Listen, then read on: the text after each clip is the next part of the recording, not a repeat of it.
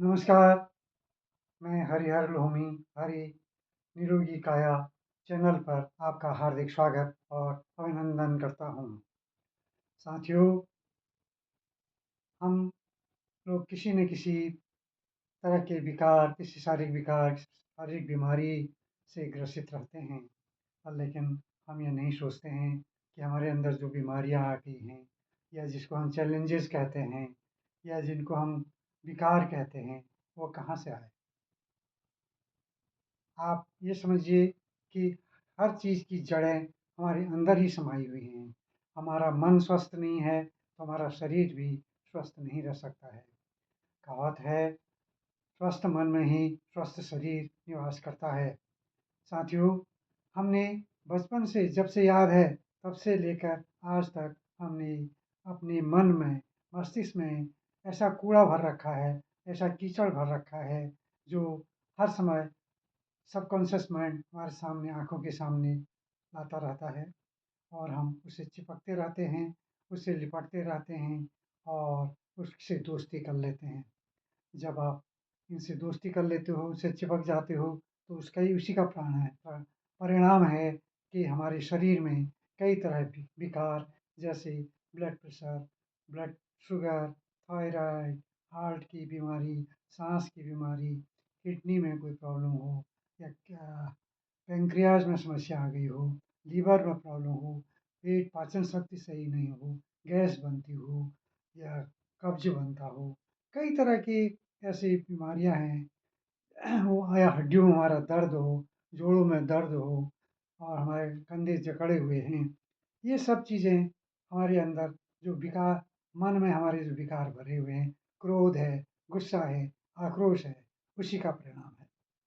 हम रोज अपने घर की सफाई करते हैं, औनों-कोनों से कूड़ा निकालते हैं, परंतु हमारे अंदर जो कूड़ा हमने भर रखा है, उसको बाहर नहीं निकालते हैं।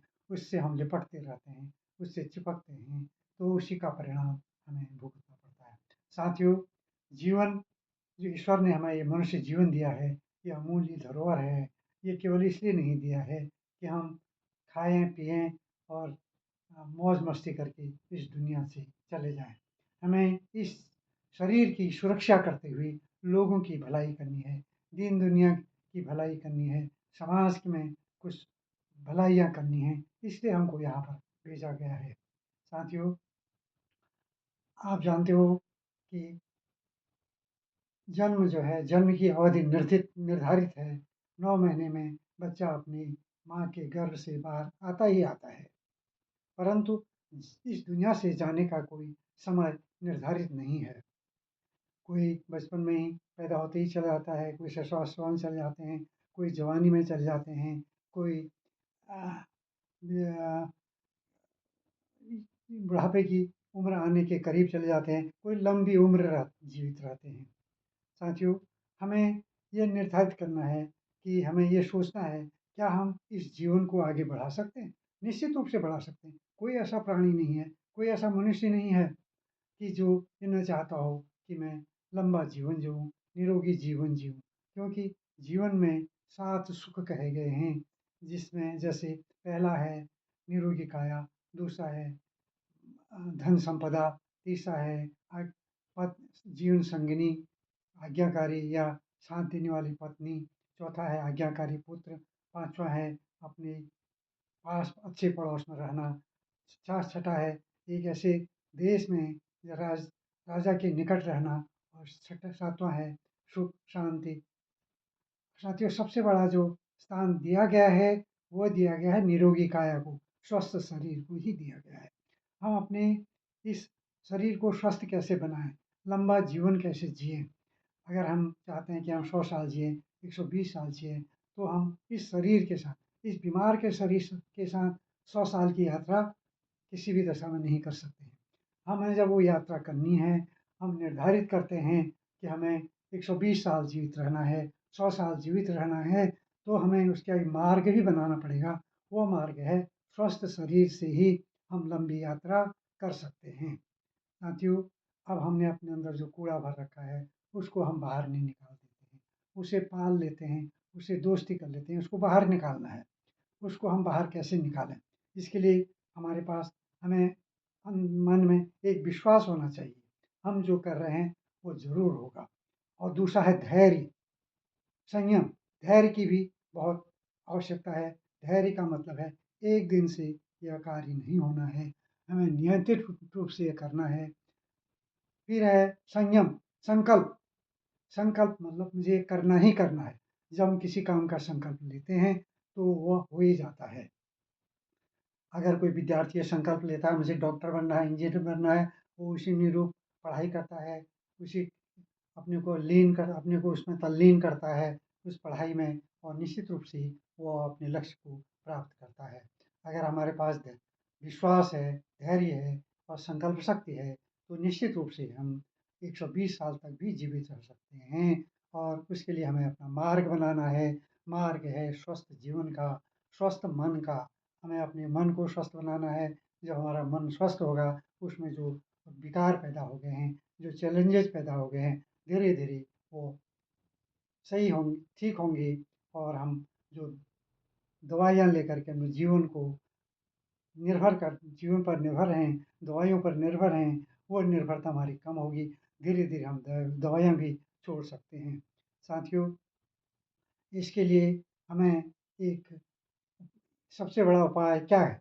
उपाय यही है कि हमारे अंदर जो कूड़ा भरा हुआ है, जो कीचड़ भरा हुआ है, जो अनर्गल बातें भरी हुई हैं, जो गुस्सा है, जो दुःख दर्द है, कभी-कभी ऐसा होता है कि जब कोई ऐसी घटना किसी के घर में घट जाती है, तब हम कहते हैं कि उसको रोने दो, उसके परिजनों को रोने दो, उनके अंदर जो गुबार भरा हुआ है, वो बाहर निकलने दो। जब गुबार अंदर भर जाता है या हमारे अंदर कोई कीचड़, जो दुःख दर्द अंदर भरा हुआ है, तो हमारे मन मस्तिष्क को जकड़ लेता है। हम अवसाद में आ जाते हैं और हम सोचते रहते हैं। तो जब सोचते हैं तो खाने में भी हमारा मन नहीं लगता, अच्छी तरह खाना नहीं खा पाते हैं, अच्छी तरह सो नहीं पाते हैं, और हमारा सारा जो नियमित दिनचर्या है वो बिगड़ जाती है। हम उसी बात सोचते रहते हैं और परिणाम high blood pressure, high blood sugar और साँस की बीमारी, या कहीं थायराइड है, किडनी में बीमारी है, कई चीज़ें जो रोग हमारे शरीर में दिखाई देते हैं कि वो सब उसी का परिणाम है। सजीव भाई बंधुओं, हमारे शरीर में 78 ऑर्गन्स होते हैं और 360 जोड़ होते हैं, जॉइंट्स होते हैं। हमें इनको एक्टिवेट रखना होता है। हम अपनी यात्रा लंबी करनी है तो हम अपनी जीभ पर भी नियंत्रण करना है। हमें अपने शरीर में वो भोजन पहुँचाना है जो हमारे ऑर्गन्स की ज़रूरत है, हमारे किडनी को ज़रूरत है, हमारे लीवर को ज़रूरत है, हमारे आँतों को ज़रूरत है, हमारे फेफड़ों को ज़रूरत है। जब हम भोजन पर ध्यान देंगे, जब हम जीभ के बहकावे में या जिबली के बहकावे में नहीं आएँगे, तो निश्चित रूप से हम सुपाच्य भोजन जब पेट में भेजते हैं, तो निश्चित रूप से ऑर्गन मज़बूत होते हैं। क्योंकि आप जानते हो कि ऑर्गन हमारे लिए दिन-रात काम करते हैं। दिन-रात काम बिना थके हम भले सोए हों, भले हमारी किडनी है, लीवर है, ये सारी चीज़ें काम पर लगी रहती हैं, कभी आराम नहीं करती हैं, इसलिए हमको उनका भी ध्यान रखना है। इसलिए हम 2 चीज़ों का ध्यान रखना है, एक तो हमने मन मस्तिष्क में जो कूड़ा भरा हुआ है, जो हमारा कीचड़ भरा है उसको बाहर निकालना है, और दूसरा हमें अपने भोजन पर ध्यान देना है, क्या भोजन करना है, ये आपको निर्धारित करना है। साथियों, इसका सबसे बड़ा अच्छा उपाय यही है कि हम योग करें, ध्यान में करें। ध्यान ऐसी एक तकनीक है जिससे हम अपने दर्दों को, हमारे मन में जो कूड़ा भरा है उसको बाहर निकाल सकते हैं। आज में ध्यान 2 प्रकार के होते हैं। वो सुप्त ध्यान होता है जिसमें हम बैठ जाते हैं, ध्यान में लीन हो जाते हैं, किसी चीज़ को अपना लक्ष्य बना लेते हैं, उसी को अपना ध्यान एकत्रित करते हैं, साँस पर ध्यान देते हैं, साँस आ रही है, जा रही है, फिर बाहर आ रही है, तो सबसे बड़ी अच्छी तकनीक है। फिर दूसरा जो तकनीक है वो डायनेमिक मेडिटेशन। डायनेमिक मेडिटेशन भी ध्यान है, जिसमें हम आँखें बंद करके इसको करते हैं। इसका समय प्रातः काल सूर्योदय से 8 बजे तक का होता है, और इसको हम खड़े होके करते हैं। इसमें हमारा शरीर में भी हलचल होती है, और हमारा मन अंदर जब आँखें बंद करते हैं तो अंदर डूबता है, हमारे शरीर में एक अद्भुत ऊर्जा का संचार होता है। आइए अब हम इसके 5 चरण होते हैं। पहले चरण में हम साँस को ज़ोर से बाहर फेंकते हैं। दूसरे चरण में हम अपने अंदर जो दुःख दर्द भरे हुए हैं, उनको बाहर फेंकते हैं। ज़ोर-ज़ोर से हँसते हैं, या चिल्लाते हैं, नाचते हैं, रोते हैं। तीसरे चरण में हम हू हू की आवाज़ निकालते हैं और हमारी यह हू हू की आवाज़ निकालते हैं तो हमारे ये मन पे चोट करता है और जब हम चौथे चरण में हम स्टैच्यू शांत होकर के खड़े हो जाते हैं और छठे 5वें चरण में हम आनंद से आह्लादित होकर के नाचने लगते हैं। अब आपको इसके पीछे से कुछ दिशा निर्देश मिलेंगे, उसमें ये जो मेडिटेशन मैं आपको बता रहा हूँ, यह एक अद्भुत है, अनोखा है। मैं इसको 9 7-8 महीने से लगातार कर रहा हूँ, नियमित समय पे कर रहा हूँ। इसके लिए सबसे बड़ी सुझाव यही है कि आप अपने एकांत कोई स्थान ढूँढ लें, अपने मोबाइल को स्विच ऑफ कर लें। केवल ये सोचें कि आपका ही ये समय आपका है। आप 1 घंटा निकाल लें तो बहुत अच्छा है। पहले धीरे-धीरे प्रयास करने के लिए इसको थोड़ा कम भी करें, पर जब आपकी आदत बन जाए तो इसका समय बढ़ाएँ। मैं आपके पास जो आज लाया हूँ 2-2 ढाई-ढाई मिनट के 5 चरण बना के लाया हूँ। तो इसके पीछे आपको आवाज़ सुनाई देगी, एक दिशा निर्देश मिलेंगे, हमें उसी पर चलना है, उसको सुनिए और उस पे चलते रहिए। द्वारा तुम शरीर की ऊर्जा को जगाते हो।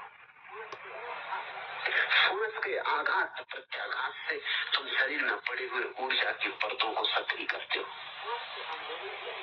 सांस के आंदोलन से तुम्हारे शरीर में जो जड़ता छा गई है और शक्ति के प्रवाह अवरुद्ध हो गए, उनको तुम तोड़ते हो अवरोधों को, ताकि तुम्हारा पूरा शरीर ऊर्जा की एक ज्वलंत लपट बन जाए। जब ये ऊर्जा की लपट घनी हो जाती तुम्हारे भीतर, तो दूसरे चरण में तुम रेचन करते हो, क्योंकि जैसे ही ऊर्जा प्रवाहित होनी शुरू होती, जो जो ऊर्जा के बीच में बाधा बन रहा है उसे फेंकने की जरूरत आ जाती है, उसे अपने से बाहर फेंकना जरूरी है। तो रेचन करते हो, ऊर्जा जगी, रेचन हुआ, फिर तुम हू मंत्र का उच्चार शुरू करते हो। अब शरीर तैयार है, शरीर की बाधाएं हट गई, अब मन पर चोट की जा सकती है। अब मन सोया है, उसको भी सक्रिय किया जा सकता है। हू ध्वनि के द्वारा या कोई भी ध्वनि का उपयोग किया जा सकता है। तुम अपने भीतर ध्वनि तरंगें पैदा करते हो, क्योंकि मन ध्वनि का ही एक रूप है, विचार ध्वनि का ही एक रूप है।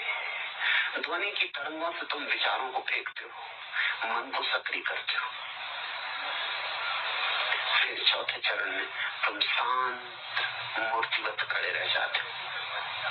3 चरण केवल तैयारी थे, चौथे चरण में तुम साक्षी मात्र रह जाते हो। पहला चरण शरीर पर चोट करता था, दूसरा चरण शरीर और मन के बीच में जो बाधाएं थी उन पर चोट करता था, तीसरा चरण मन पर चोट करता था, चौथे चरण में तुम अपने घर आ गए। सिर्फ आत्मा है, सिर्फ बोध है, सिर्फ साक्षी हो। ये 4 चरण ज्ञान के, और 5वां चरण तो उत्सव है। वो जो साक्षी क्षण भर को जगा, जरा सी देर को झरोखा खोला, दूर आकाश दिखा, बादल दिखा, चांद तारे दिखे, जरा क्षण भर को सौंदर्य की वर्षा हुई, तो उसके लिए धन्यवाद दोगे ना? केवल धन्यवाद है, केवल अनुग्रह का भाव है, अभिनंदन है कि हे प्रभु तेरी कृपा अपार है। लेकिन इन सारी प्रक्रियाओं के बीच जो ध्यान का मौलिक अर्थ है वो साक्षी है।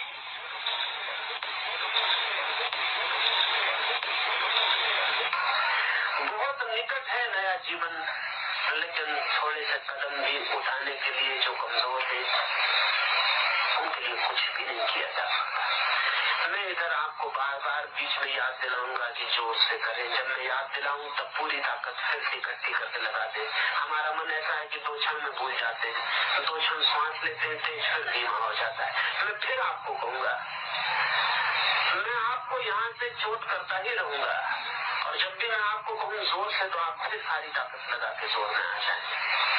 अब हम प्रयोग करें, पूरे हृदय से संकल्प करें, मैं प्रभु को साक्षी रख के संकल्प करता हूँ कि ध्यान में अपनी पूरी शक्ति लगाऊंगा। पूरी मैं प्रभु को साक्षी रख के संकल्प करता हूँ कि ध्यान में अपनी पूरी शक्ति लगा दूंगा, पूरी। मैं प्रभु को साक्षी रख के संकल्प करता हूँ कि ध्यान में अपनी पूरी शक्ति लगा दूंगा, पूरी। आप अपने संकल्प को स्मरण रखना, प्रभु आपके संकल्प को स्मरण रखता ही है। हाथ छोड़ दें, पहला चरण शुरू करें। तीव्र सांस लेनी है, जैसे कि लोहार की धोपनी चलती है, ऐसा फेफड़ों को चलाना है।